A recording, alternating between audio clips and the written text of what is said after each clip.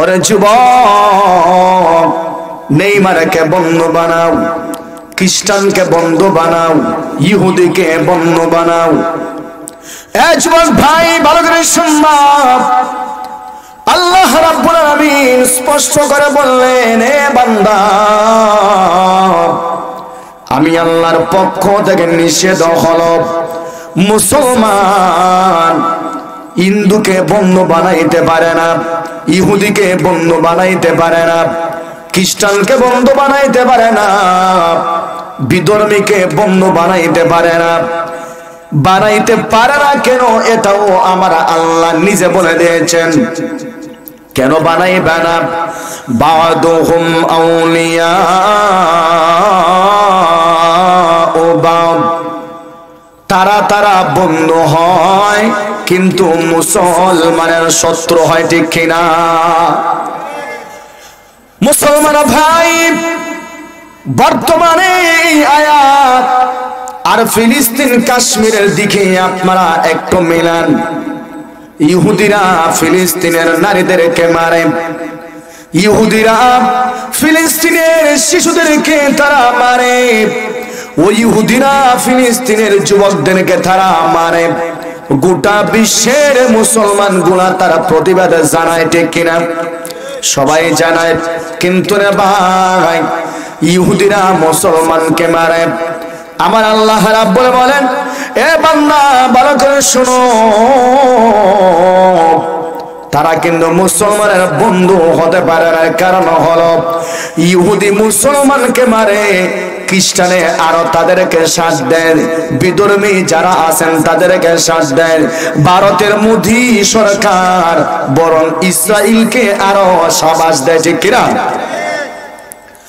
কাজেই বোঝা গেল, আল্লাহ রাব্বুল বললেন, এ বান্দা ভালো করে শোন, আমি আল্লাহ রাব্বুল আলামিন সূরাতুল মায়েদার 51 নম্বর আয়াতে আমি আল্লাহ, তোরা যারা মুসলমান দাবি করস, নিজেকে যারা ঈমানওয়ালা বলো, তোমরা যারা আল্লাহকে, আমি আল্লাহকে ভালোবাসো, আমার দ্বীনকে মহব্বত করো, তোমাদেরকে আমি আল্লাহ জানাই দিলাম, ওরে বান্দা শোনো, বিধর্মীকে তোমরা কখনো বন্ধু বানাইও না।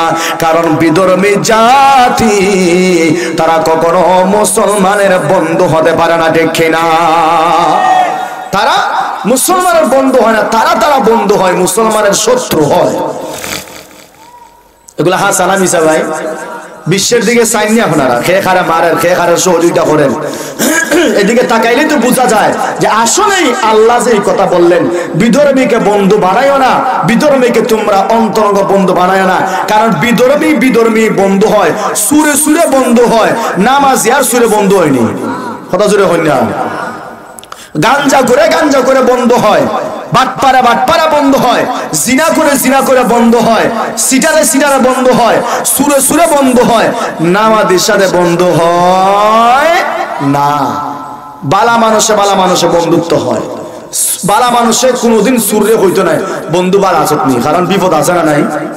বিপদ আছে।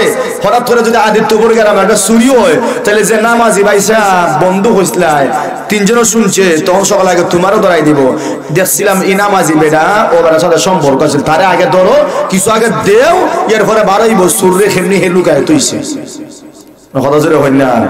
অথচ সুরের সাথে তুমি খালি বন্ধু তো তোমার আছে, তুমি চুরিও করছো না, কিন্তু তারপরে গেছো দে বিপদ দিবই না গেছো। কথা বলে হাসান মিশা। আল্লাহ বলেন, বিধর্মীদেরকে বন্ধু বানাইও না, কারণ বন্ধু বানাইলে দুনিয়াও হারাইবাই, পরকালও হারাইবাই। কথা শুনে বলেন, ঠিক আছে? ঠিক। আমার ভাইয়ারা, আমার আল্লাহ এবার স্পষ্ট করে আরো বলেন, وَمَن يَتَوَلَّهُم مِّنكُمْ فَإِنَّهُ مِنْهُمْ। আমার আল্লাহ এবার বললেন, ওরে বান্দা ভালো করে শোনো, আমি আল্লাহ রাব্বুল আলামিনের এই কথা শোনার পর আমি আল্লাহ নিষেধ দিলাম, বিধর্মীকে তোমরা বন্ধু বানাইও না। আমি আল্লাহ নিষেধ দিলাম। নিষেধ দিয়েছেন কে? আমার আল্লাহ এবার বললেন, ওরে বান্দা, আমি আল্লাহ নিষেধ দেওয়ার পরও এরপরও তোমরা যারা বিধর্মীকে বন্ধু বানাইবাই, তাদেরকে দাওয়াত দেয় নিজের ঘরে ঢুকাইবাই, তাদের দাওয়াতে যারা অন্যের ঘরে গিয়া খানা খাইবাই, ওরে বান্দা শোনো, ভালো করে শোনো, আমি আল্লাহ বললাম যে মুসলমান যুবক অন্যকে বন্ধু বানাইলাই, তুমি মুসলমান নও, তুমিও তাদের মতো ইহুদি খ্রিস্টান হয়ে গেলাই। নাউজুবিল্লাহ। এটা আল্লাহর কথা, আমার কোনো কথা না। তোমরা যারা তাদেরকে বন্ধু বানাও, বন্ধু বানাইয়া তাদের সঙ্গে অন্তরঙ্গ সম্পর্ক রাখো। আমার আল্লাহ বলেন, আমি আল্লাহ এবার বললাম, তোমরা ও তাদের মতো খ্রিস্টান ইহুদি তোমরা মুসলমান হইতে পারো না। কাজেই আমি নিজের দাবি করি মুসলমান, কিন্তু আল্লাহ বললেন যে না, তুমি মুসলমান না। কেন না? কারণ তোমার সম্পর্ক মুসলমান নামাজের সাথে না, তোমার সম্পর্ক বেদিনের সাথে। কথা ঠিক না বেঠিক? বেদিনের সাথে। কাজে বোঝা গেল বেদিনের সাথে সম্পর্ক রাখা যাবে না। এটা নিষেধ দিয়েছেন কে? আমার আল্লাহ এবারে বললেন, ওয়াল্লাহু লা ইয়াহদিল কওমাজ জালিমিন।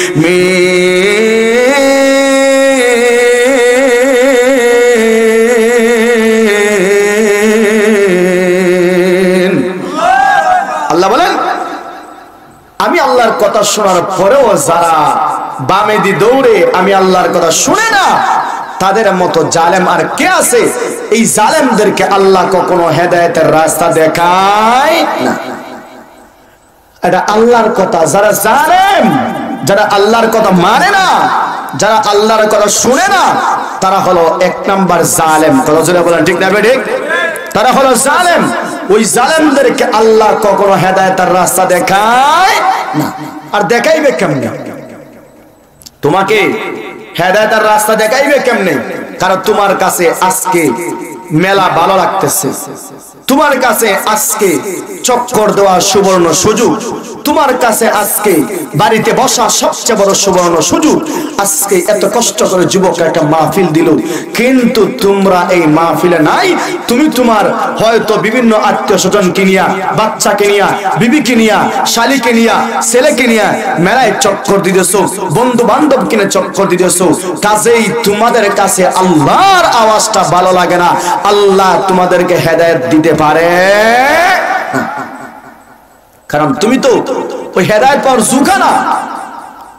তুমি তো বাম দিকে দৌড়িতেছো, কারণ তোমার দিলের সাথে সম্পর্ক আল্লাহর না, তোমার দিলের সাথে সম্পর্ক কোরআনের না, তোমার দিলের সাথে সম্পর্ক ওয়াজ মাহফিলের না। কারণ তোমার দিলের সাথে যদি কোরআনের সম্পর্ক থাকতো, তোমার দিলের সাথে যদি আল্লাহর সম্পর্ক থাকতো, কমসে কম 1 ঘন্টা 2 ঘন্টা 1 বছরের সময় দেওয়ার কথা। কথা বলেন ঠিক না বেঠিক? সময় দেওয়ার কথা। এই জন্য ভাই, আল্লাহর কথা আমরা মানতে রাজি আছি তো ইনশাআল্লাহ। বন্ধু বানাইব কাকে? বিধর্মীকে নাকি মুসলমানকে? মুসলমান মুসলমানের বন্ধু হয়, নামাজি বন্ধু হয়, বিধর্মী বন্ধু হতে পারে না। বিধর্মীদের কৃষ্টি কালচার মুসলমানের কাছে পছন্দ লাগার কথা নেই। কথা জুড়ে হয়নি আপনারা? বিধর্মীদের কৃষ্টি কালচার, যেমন ধরুন বিধর্মীদের যা কিছু আছে সবকিছু কি মুসলমানের কাছে ভালো লাগার কথা না? ভালো লাগলেই কি তুমি জাহান্নামে দিয়ে যাইবে। নাউজুবিল্লাহ। জুড়ে বলেন। ছোট্ট একটা ঘটনা বলি। মক্কা নগরীতে একজন আলেমের মরণ হয়েছে। কার মরণ হয়েছে ভাই? আলেমের মরণ হয়েছে। এর আগে একটা উদাহরণ দেই। আজকে আমাদের যুব সমাজের কাছে ওয়াজ মাহফিল ভালো লাগে না, নাচ গান ঠিকই তাদের কাছে ভালো লাগে। আছে না মিছা? যুব সমাজের কাছে কোরআনের আওয়াজ ভালো লাগে না, খেলা ভালো লাগে, যাত্রা ভালো লাগে, মহিলাদের নাচ ভালো লাগে, ক্রিকেট খেলা ভালো লাগে, ফুটবল খেলা দেখতে ভালো লাগে। ফুটবল এখানে দেন না, শুধু একটা মিনিবার দিয়া দেখবেন, এলান দেওয়া লাগবে না, শত শত বুড়া জন সব ওই জায়গাতে এসে ভিড় করবে। হ্যাঁ সানা মিশা কইলা। ছোট্ট একটা মেয়ে শিল্পী আনেন, ছোট নাবালেগ, দেখবেন এই জায়গাতে আপনি জায়গা দিতে পারবেন না। কাজে বোঝা গেল আমাদের দিলের অবস্থা আল্লাহর সাথে না, আমাদের দিলের অবস্থা মিল হলো সব কুসংস্কারের সাথে। ঠিক না বেটি? এবার আসেন, বুঝলে বুঝেন। আল্লাহর বান্দা মারা গেছে মক্কা নগরীতে, এটা পবিত্র নগরী না? কথা হয় না এখানে? এই মক্কা নগরীটাকে পবিত্র নগরী না? পবিত্র নগরী। উনারে একটা কবরে দাফন করা হয়েছে। সুবহানাল্লাহ জুড়ে বলেন। আমার ভাইয়েরা, আরো কিছুদিন পরে ওই ফ্যামিলির একটা মেয়ে মারা গেল। মুসলমান ভাই, গ্রামের সবাই সিদ্ধান্ত নিল কয়েকদিন আগে একজন আলেম মারা গেল, এবার ওই ফ্যামিলির একজন মেয়ে যেহেতু মারা গেছে, আমাদের সিদ্ধান্ত অনুযায়ী ওই মেয়েটাকে ওই আলেমের গুরুস্থানে আমরা দাফন করে দিয়ে দিই। সুবহানাল্লাহ। সবাই সিদ্ধান্ত নিল ওই মেয়েটাকে একজন আলেমের কবরে দাফন করা হোক। মুসলমান ভাই, কবর আবার খনন করা হয়।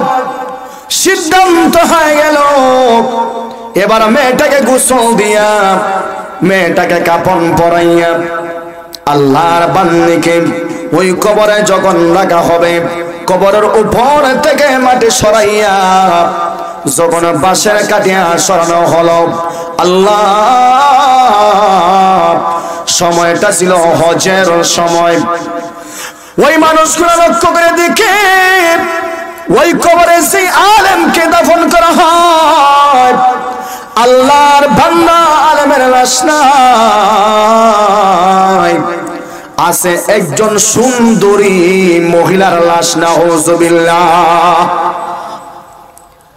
সবাই টেনশনে পড়ে গেল, হায় রে হায়, আমরা একজন আলেমকে দাফন করলাম কবরে, কয়েক মাস হয়ে যায়, এই মেয়েকে আমরা দাফন করব, কিন্তু না, আলেমের লাশটা গেল কোথায়? একজন মৌলানা সাহেবের লাশটা গেল কোথায়? কিন্তু লাশ তো নাই। যদি লাশ না থাকতো একটা অন্য চিন্তা করা যাইতো, কিন্তু দেখলাম মেয়ের লাশ, সুন্দরী একটা মেয়ের লাশ এখানে দাফন করা। গ্রামের সবাই আশ্রয় হয়ে গেল।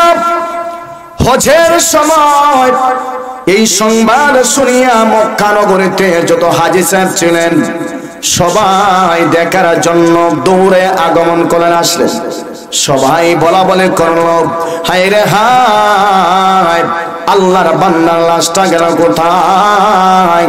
আল্লাহর বান্দাকে 3 থেকে 4 মাস আগে দাফন করা হয়, কিন্তু 3 থেকে 4 মাস আগে দাফন করা লাশটা এবার গেল কোথায়? সবাই আশ্চর্য হয়ে গেছে। এই জায়গাতে একজন হাজী সাহেব ছিলেন। হাজী সাহেব বললেন, ও আল্লাহর বান্দারা শোনো, টেনশন করিও না, এখানে তোমাদের আলেমের লাশ নাই, দেখা যায় একজন সুন্দরী নারীর লাশ।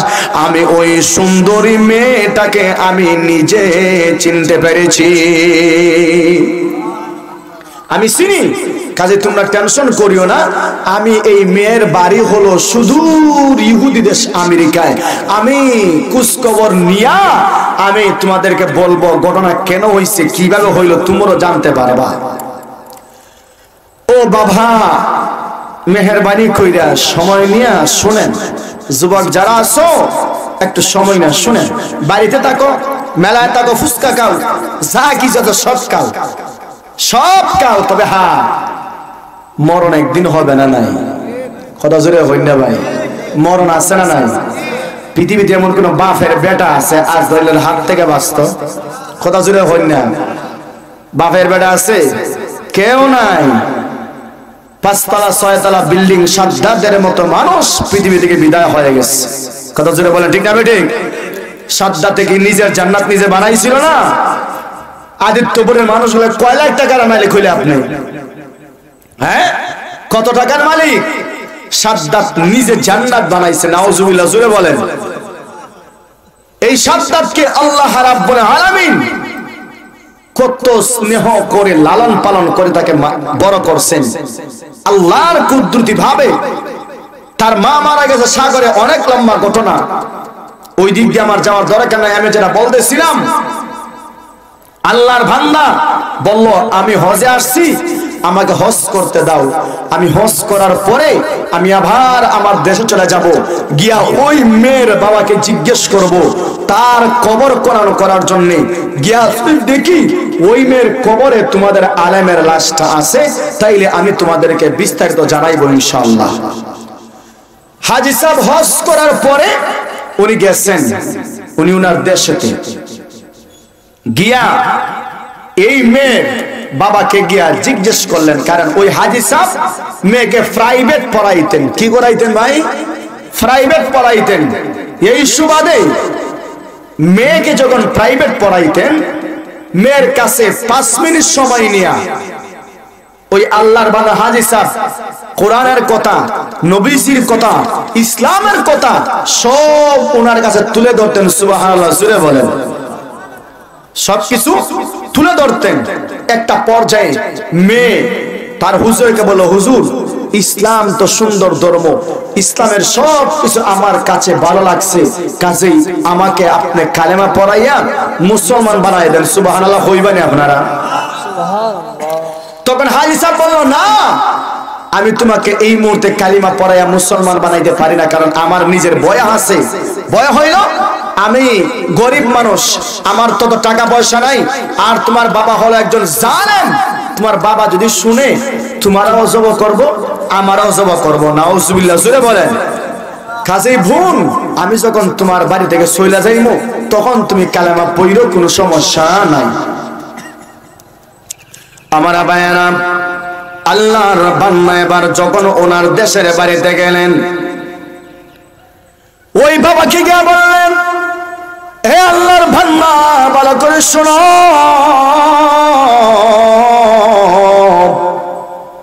আমি হজের জন্য গেছিলাম মক্কা নগরীতে। ওরে আল্লাহর বান্দা শোন, ওই জায়গাতে একটা ঘটনা শুনলাম, একজন আলেমের লাশের কবরে একটা মেয়ের লাশ, কিন্তু না, আলেমের লাশটা নাই।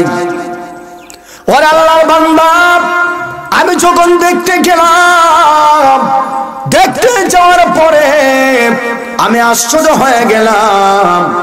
ওই জায়গায় গিয়ে দেখলাম আলেমের লাশ নাই, আছে একজন সুন্দরী নারীর লাশ। আমি যখন এবার চেহারা দেখলাম তোমার মেয়ের লাশটা মক্কা নগরীতে। সুবহানাল্লাহ। কাজে আমার তো সন্দেহ হয় তোমার মেয়ের লাশটা তোমার দেশে আছে কিনা কবরে, এটা আমাকে দেখতে হবে। বাবা বলে, না, আমার মেয়ের কবর খনন করতে পারবো না। এর কারণ হলো আমি তো নিজের হাতে আমার মেয়েকে দাফন করলাম, কবর রাখলাম। ওরে আল্লাহর বান্দা শোনো, ভালো করে শোনো। ওই হাজী সাহেব বারবার রিকোয়েস্ট করার পরে, কারণ এখন তো আল্লাহ হাজী সাহেবকে টাকাওয়ালা বানাইছেন। সুবহানাল্লাহ। কারণ হাজী সাহেব তার ভয় নাই, হাজী সাহেবকে আল্লাহ কি বানাইছেন? টাকাওয়ালা বানাইছেন। এবার হাজী সাহেব বারবার বুঝাইয়া বলতেছে, চলো তোমার মেয়ের কবরটাকে খনন করে দেখি তোমার মেয়ের কবরে তোমার মেয়ের লাশটা আসেনি। এবার সাথে নিয়ে যাওয়ার পরে দেখা গেল না, মেয়ের কবরে মেয়ের লাশ নাই। ওই তারাতে বলছিল একজন আলেম, ওই একজন আলেমের লাশ আমেরিকায়। নাউজুবিল্লাহ বলবানি। সন্দেহ জাগলো, আলেমকে দাফন করলো মক্কাতে, মেয়েকে কবর রাখলো আমেরিকায়, কিন্তু উলট পালট হলো কেন? অপবিত্র একটা দেশ থেকে একটা মেয়ের লাশটা আল্লাহ পবিত্র নগরীতে আনছেন। সুবহানাল্লাহ, জোরে বলেন। কিন্তু একটা পবিত্র নগরীর থেকে একজন আলেমের লাশ অথবা অন্য একজন সাধারণ মানুষের লাশটা কিভাবে একটা অপবিত্র দেশের মধ্যে গেল, এটা জানার দরকার আছে না নাই? দরকার আছে। একজন সাধারণ মানুষের লাশটা কেমনে গেল? এবার উনি ফোনে জানাইছেন যে আপনাদের যে একজন মানুষ, উনার লাশটা এখানে আছে। তখন গ্রামের সবাই সিদ্ধান্ত নিল উনার বিবির কাছে আমাদেরকে যাইতে হইল। উনার বিবিকে জিজ্ঞেস করতে হবে কেন এরকম হলো। তখন বিবির কাছে গিয়া বলল, আল্লাহর বান্দি, আচ্ছা বলো তো, স্বামীর বিষয়ে তো বিবি সবচেয়ে বেশি জানে। তখন ঠিক না বেটে? স্বামী নামাজি নাকি বেনামাজি স্বামী আল্লাহওয়ালা নাকি শয়তানওয়ালা এটা কে জানে? আমি জানবো নাকি আমার বিবি জানবে বেশি? আমার বিষয়ে আপনার জানবে নাকি আমার স্ত্রী জানবে বেশি? আমার স্ত্রী জানবে বেশি। স্ত্রী বলল, আল্লাহর বান্দারা, আমার জানা মতে আমার স্বামী 5 ওয়াক্ত নামাজি, সুবহানাল্লাহ। আমার জানা মতে আমার স্বামী তাহাজ্জুদ গুজার, কিন্তু একটা আমল ছিল আমার স্বামীর, খারাপ বলি না, আমার স্বামী শুধু জবান দিয়ে আল্লাহর একটা বিধানকে অপছন্দ করতেন। নাউজুবিল্লাহ, জুড়ে বলেন ভাই, কি করতেন?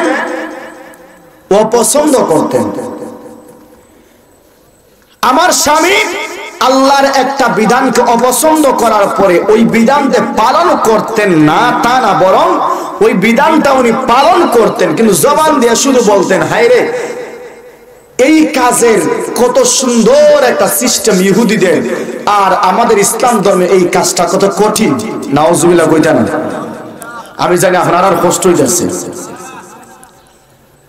উনি এই কথা বলিয়া আবার ইসলাম ধর্মের বিধানটা উনি পালন করতেন। করতেন না যে এটা না, পালন করতেন, কিন্তু শুধু বলতেন, হাইরে এই বিধানটা খ্রিস্টানদের ধর্মে কত সুন্দর, ইহুদিদের ধর্মে কত সুন্দর, আর মুসলমানদের ধর্মে এই বিধানটা কঠিন। আল্লাহ রাগান্বিত হয়ে গেছে। আল্লাহ তখন যখন ওই মানুষটাকে দাফন করা হলো পবিত্র নগরীতে, আল্লাহ রাগান্বিত হয়ে গেছে। গ্রামের সমস্ত উলামায়ে কেরাম সিদ্ধান্ত নিল, মনে হয় আমার আল্লাহ ওই বান্দার উপর চূড়ান্ত পর্যায়ে রাগান্বিত হয়ে গেছে। আর আল্লাহ এজন্য আল্লাহর একটা বিধান যেহেতু তার কাছে অপছন্দ, এজন্য আল্লাহও তাকে এই দেশে রাখা অপছন্দ। আল্লাহ মনে হয় বললেন, বান্দারে, আমি আল্লাহর বিধান যেহেতু তোমার কাছে অপছন্দ, কাজেই এই পবিত্র নগরীতে থাকার তোমার দরকার নাই। যেই দেশের বিধান তোমার কাছে পছন্দ, তোমার লাশটা আমি আল্লাহ ওই দেশে পাঠিয়ে দিলাম। নাউজুবিল্লাহ, জোরে বলেন নাউজুবিল্লাহ।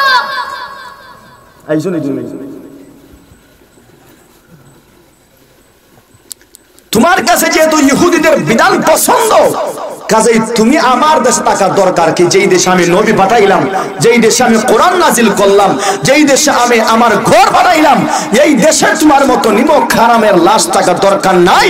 কারণ ইহুদিদের বিধান তোমার কাছে পছন্দ লাগে, তুমি ওই ইহুদিদের দেশে চলিয়া যাও।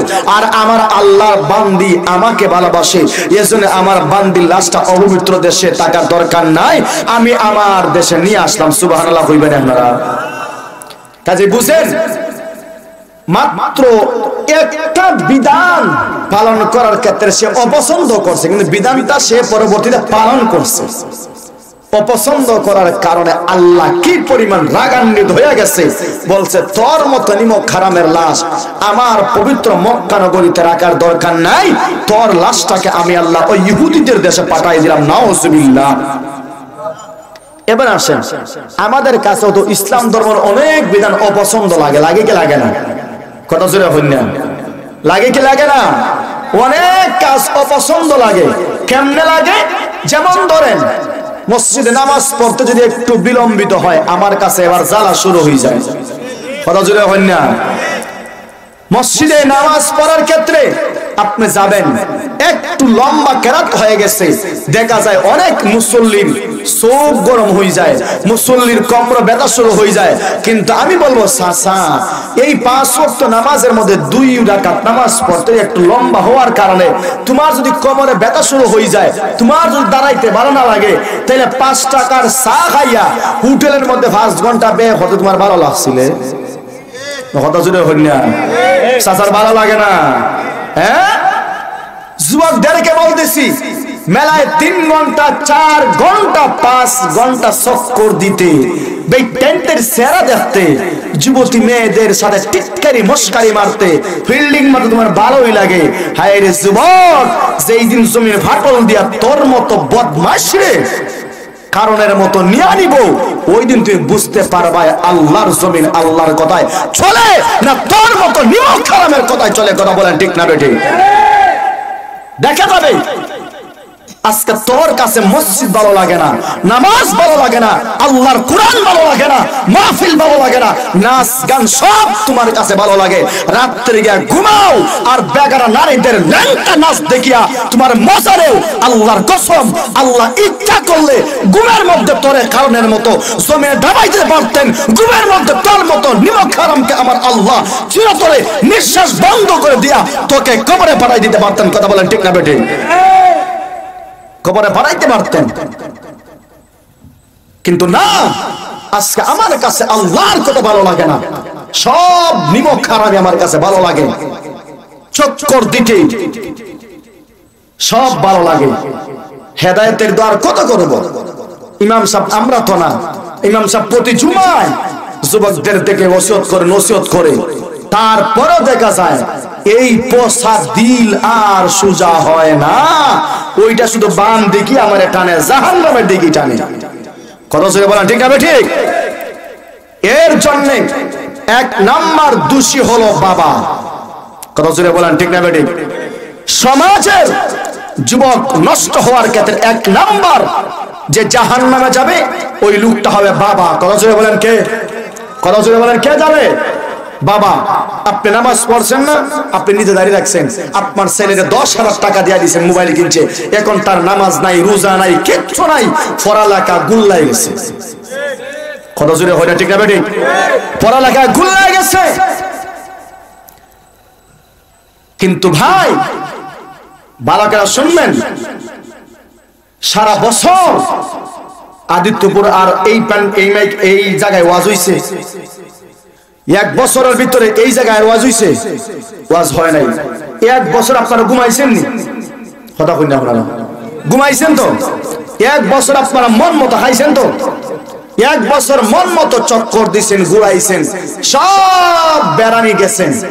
শুধু আজকে কয়েকটা ঘন্টার জন্য যুব সমাজ একটা মাহফিল দিল, এটা একটা নিয়ামত না? কথা জোরে হয় না? কি আজকে কি ঘুমানোর সময়?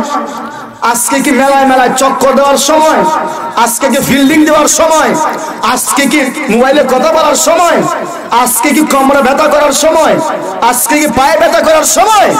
আজকে তো ব্যথা করার সময় না, ব্যথা তো সারা বছরই আছে।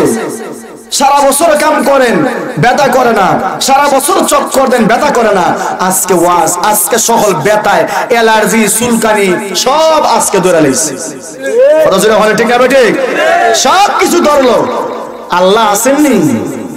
আমার কথা রাগ করতে পারেন, এগুলা রাগের কথা না, সব অ্যান্টিবায়োটিক।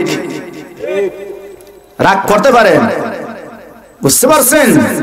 এজন্য কারণ আমাদের সাথে আল্লাহর সম্পর্ক, কথা জোরে হল না, আল্লাহর সম্পর্ক আছে আমাদের সাথে?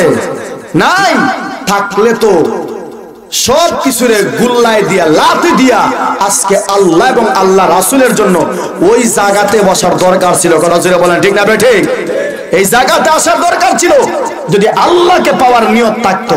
কাজে আমরা যারা আসছি গ্রাম থেকে, আল্লাহ বাছাই বাছাই করে করে করে করে আল্লাহ তোমাকে আমাকে এই জায়গাতে এনেছেন, আসার তৌফিক দিয়েছেন। এজন্য আলহামদুলিল্লাহ, জোরে বলেন আলহামদুলিল্লাহ। আমরা দেখেন আইসি, আনছেন কে? আল্লাহ নামটা আসতে হবে না, জোরে হবে ভাই? কে আনছেন? ইচ্ছা করলে যাইতে পারতাম না আমি, কথা জোরে হয় না, আমি আটকাইতে পারতাম আপনার এখানে? আপনার যদি উইটা জানি আমি বাধা দিতে পারবো? এই মেয়ে যাইনি এখানে, বই না এখানে, কিন্তু কই যাইতা জিগাইতে পারবো আমি? আমার তো কোনো অধিকার নাই। কারণ আল্লাহ যার ইচ্ছা তারা বসাইবে, আল্লাহ যাকে ইচ্ছা তাকে জাহান্নামের রাস্তায় নিয়ে যাইবে। কথা জোরে বলেন ঠিক আছে ঠিক? এর জন্য আল্লাহর সাথে সম্পর্ক রাখার দরকার আছে না নাই? সম্পর্ক রাখবো আমরা কার সাথে? আল্লাহর সাথে। قال النبي صلى الله عليه وسلم من تشبه بقوم فهو منهم أو كما قال عليه الصلاة والسلام। এ মুসলমান ভাই, ভালো করে শুনবা, আল্লাহর পয়গম্বর বললেন, ওরে বান্দা ভালো করে শোনো, যার সঙ্গে যার সম্পর্ক হবে তার সঙ্গে তার কিয়ামত হবে, হাসর হবে। জোরে বলেন ঠিক কিনা? ওরে বান্দা শোনো, বড় কষ্ট নিয়ে কথা বললাম। আজকে যুবক ভাইদের সঙ্গে কোরআনের তেমন সম্পর্ক নাই, মাহফিলের তেমন সম্পর্ক নাই। ওরে যুবক শোনো, আমার তো নিজের হাতে গড়া আমার বটি না, এটা আমাকে আমার আল্লাহ দিলেন। পাটা আল্লাহ দিলেন, হাতটা আমাকে আমার আল্লাহ দিলেন।